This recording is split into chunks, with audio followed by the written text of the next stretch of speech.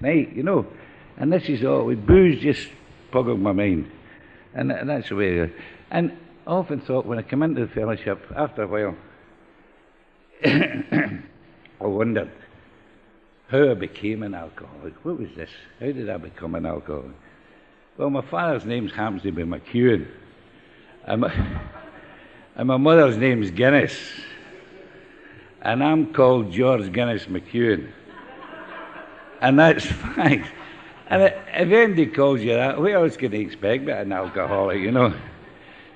So I've got to watch myself here because they say this is a clean air meeting, and I usually turn the air blue with my language. But I've got 3 cracking speakers this morning. So they tell me anyway. They told me to say that. It's Jake from Glasgow. He's a good friend of mine.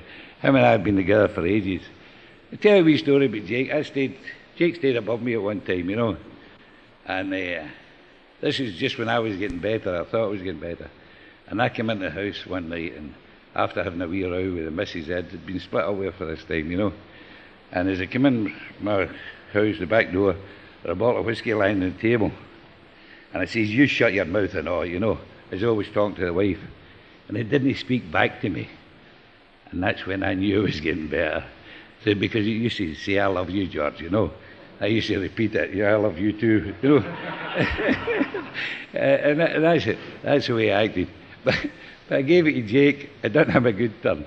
He finished up cutting his wrist and cutting his throat, but he finished up in AA. So you gave people a good turn, doing them a bad turn, you know. So the speakers are Jake, Jim from Bolton, and Clive from Blackpool. And our first speaker is Jake, so you give him a big hand, please.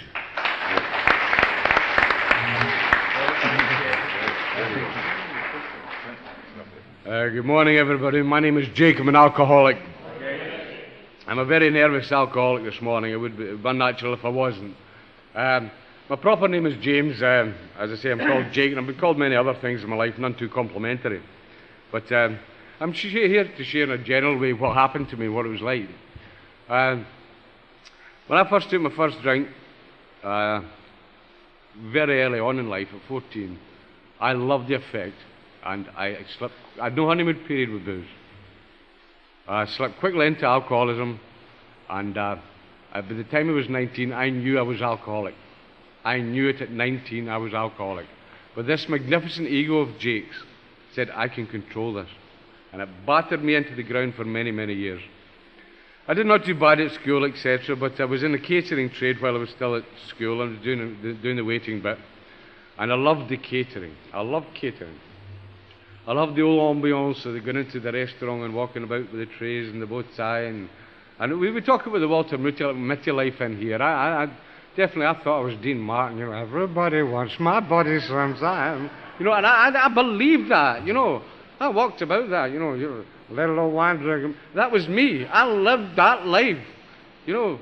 And I loved the booze and all this, you know. And, you know, at the very end, after 10 years in catering, I drank the best of drinks.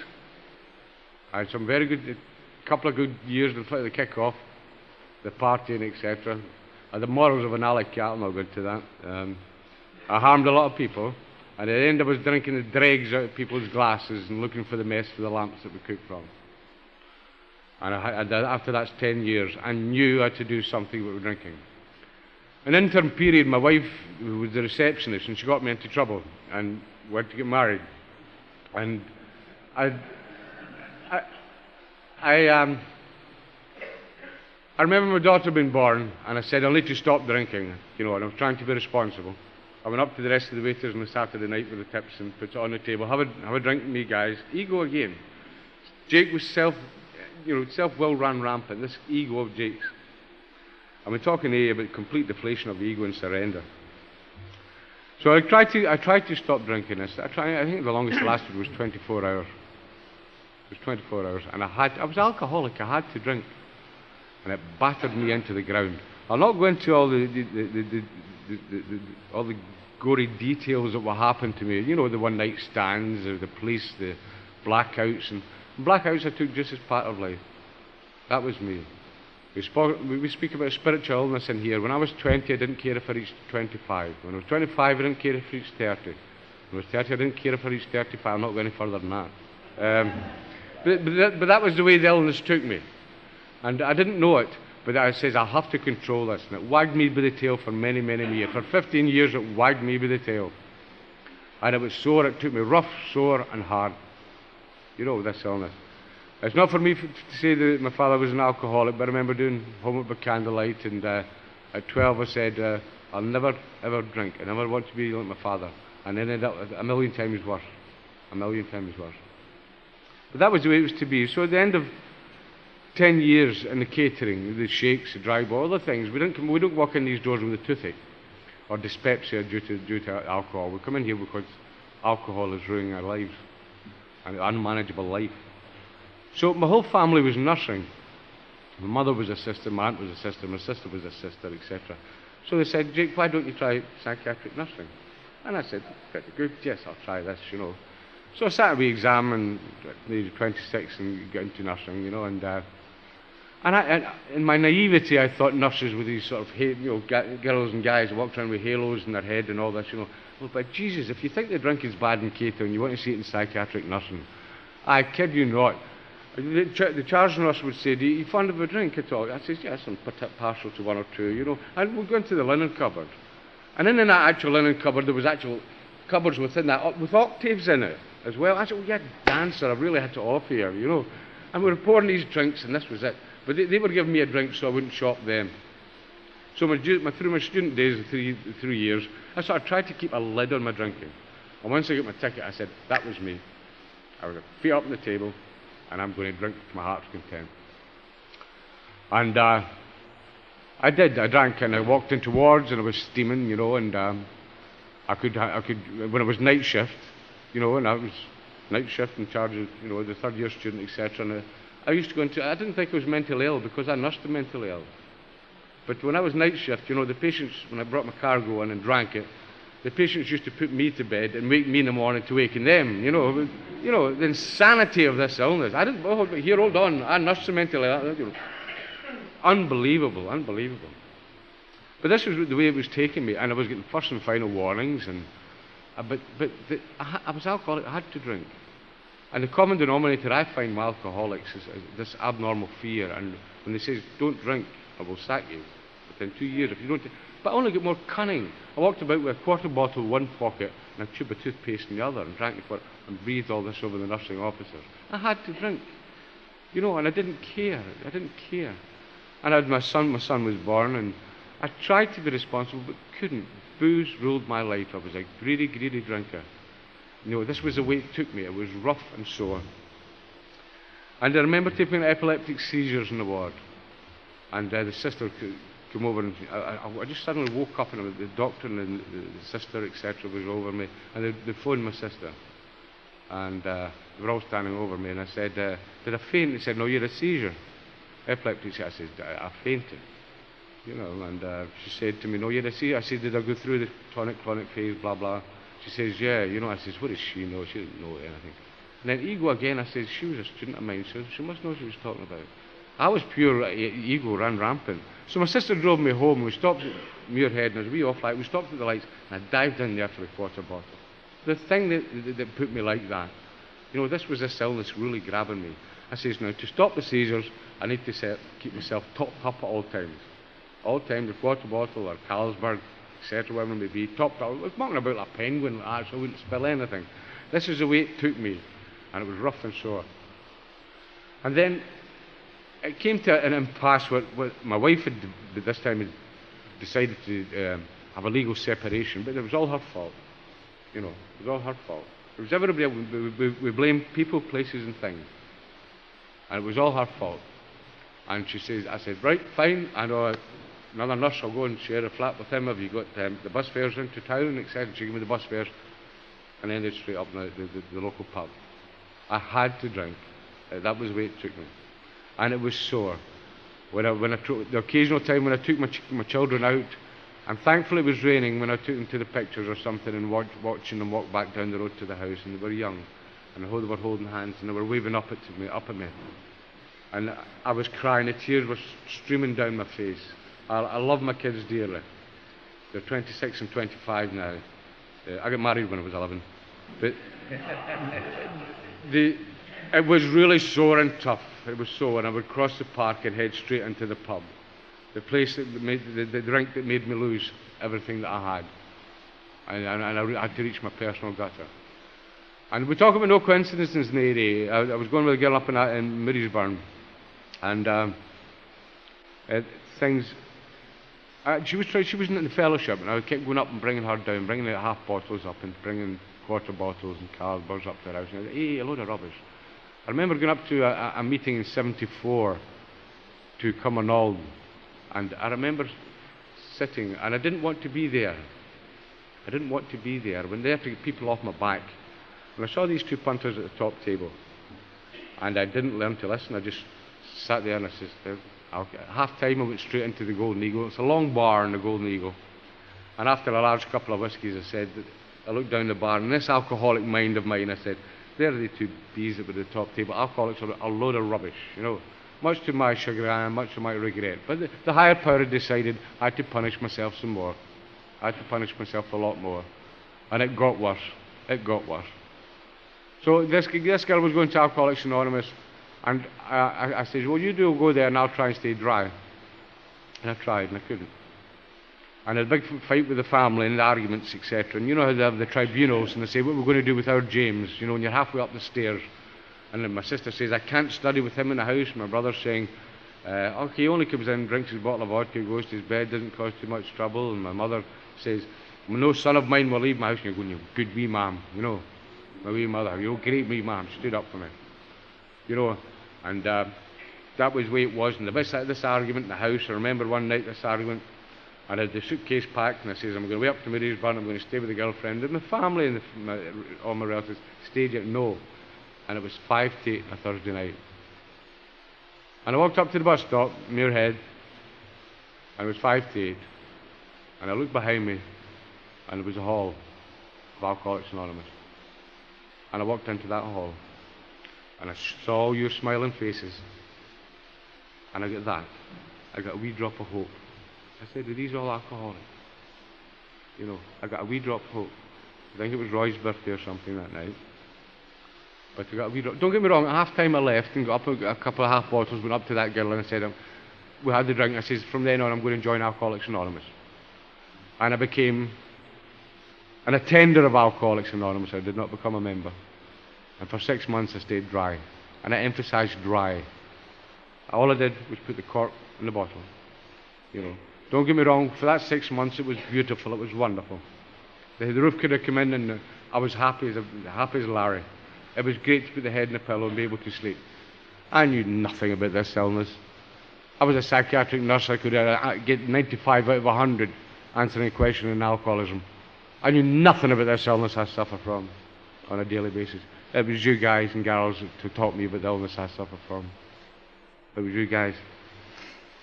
So, after that, so I said, after the 6 months, it was come up from my holidays, and I said, maybe we'll go for just the one wee drink. I hadn't learned to listen, or listen to learn. I hadn't listened. You know, I would sit there, I would sit in the front row and say, my name is Jake, I'm an alcoholic. I admitted. I had not accepted up here. And in my holidays, I says, we'll just take a drink, and we sneaked away up to Cumbernauld where no alcoholics would be in a wee back pub or somewhere, you know. You know, the stupidity of it. And that one drink, I says, well, have a drink for a day or two and I've got the rest of the fortnight to sober up. That one drink lasted 6 weeks. You know, a total and utter blackout for 6 weeks. Slashed my wrist, slashed my throat, etc. Ended up in Southern General, as George was saying. He didn't actually hand me the knife, but he was down below me anyway. But that was the way it was. That was the way it took me. And I remember waking up and I said to the charge nurse, I'm not detainable under the Mental Health Act Scotland. You cannot detain me. I'm signing myself out against medical advice. You know, bring me. And the guy was trying his best. He says, stay for that. No. And I had no money. I had nothing. And I was at the other side of Glasgow. I phoned the taxi, the local taxi. He says, come and get me. you know, and stop at the Crowwood and get me a half bottle of vodka and 6 Carlsbergs. And that same evening I was back at my mother's door and she looked at me and she went, James, James, James. You know, I said, it's all right, Mum, you know, back in the bottle. And I crawled in the doors of Alcoholics Anonymous. And you guys shook my hand, you girls shook my hand again and said, thank God you're back. And the head was down and the petite lip was out, you know. Big Wayne grown up. A big Wayne grown up. And I was so growing up. And I still hadn't learned. I'd delivered my kids back into my life at this time. And it was 11 days off my first birthday. And I didn't realise how mentally ill I can get. So every morning when I wake up, I say to the higher power of my understanding, Jake, how far away are you from a drink? Because the drink was about me then. I was trying to get somebody else sober. And I couldn't. He works through people. But I was trying to get this person sober. Pouring drink down their sink, etc. and all this.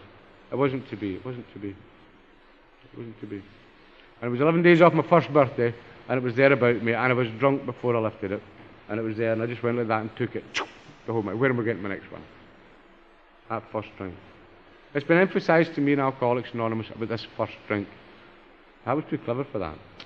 I was too clever for that for many years. I'm a psychiatrist now. Yeah. I was the biggest lunatic in the asylum. I can assure you I was the biggest lunatic in the asylum.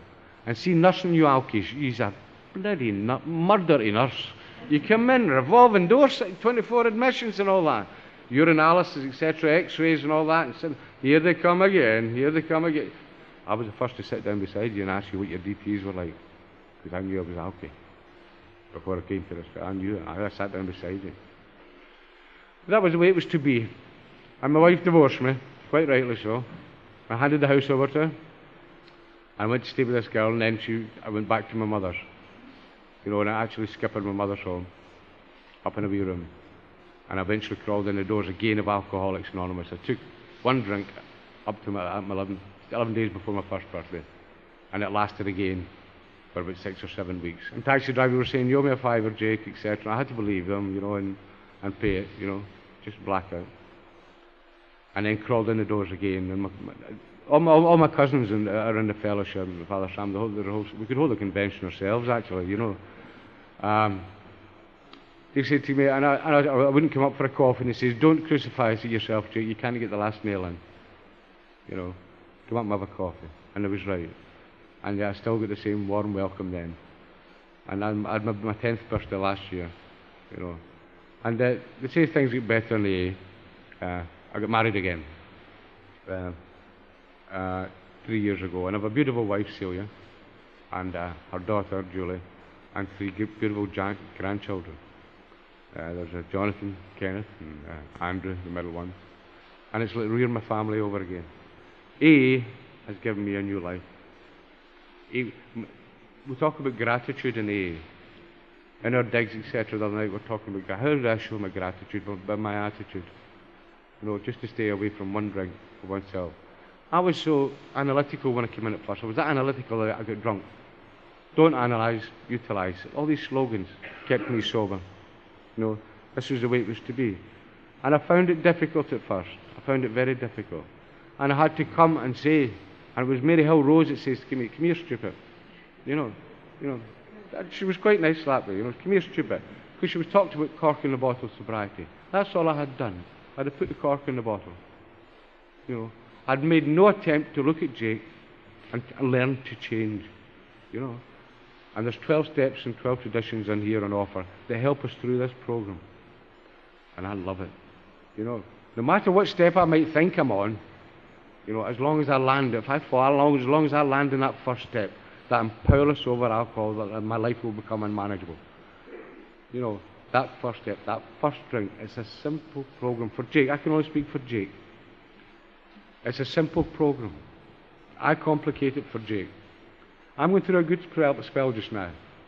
A very good. That'll pass. And I'll go through a bad spell. But that'll pass. You know, and just to stay away from one drink for oneself for one day. How simple that can be. And things do get better. I'm fortunate still to be in that job. And maybe there's alcoholics who come to my area, to my ward, and I break my anonymity sometimes to some of them. And try and help them. and there's one just now. But I'm just a message boy, like we all are, about this illness. How can I show my attitude but my gratitude? You know, I can walk down your head now and they say, look at him. Remember, he used to be about on his hands and knees. I used to crawl about on your hands and knees and stop in traffic. Excuse me, let me crawl across this road. That was the way it was. Now, I walk up that street and say, that guy got better. And they ask me how I got better. And I say, through Alcoholics Anonymous. It's stronger than the mafia. It's worldwide, it's stronger than the mafia. You know. And I know I can honestly say, I have acquaintances at work and outside. I love them, Celia, my wife dearly, my family dearly, my close family, my friends, my brothers, etc. I only feel lovely and comfortable and safe in AA company. In your company, I can just relax and sit down at a meeting. I can be nervous up here, but I can sit down with you, other alcoholics, and feel safe and comfortable. Now, it's not a sanctuary where I run to. It's become a way of life for me, and I try to do the best I can. I generally fail, but all I'm asked to do is try. All I'm asked to do is try. And my emotions, my emotions took me into AA. My emotions can take me back out, so I'm very careful of my emotions. But I get very emotional of AA, and I get very defensive of AA. And when I say to the psychiatrist, say, Alcoholics Anonymous is just swapping one neurosis for another. And I say, that's because you buggers don't have the answer. And they have to say, you're right, hands up, hands up. You know, they say to me, we can only take them in and dry them out. AA seems to work for them. They don't have the answers. They don't know how this program works. It's a spiritual program, and I try to lead it the best I can, a day at a time. I can't do it myself. I need you. I need you. And again, I come down to the Blue Bonnets this year just to say to you all, I love you. I'm glad to be here. I'm glad to be sober. Thanks to you. Thank you.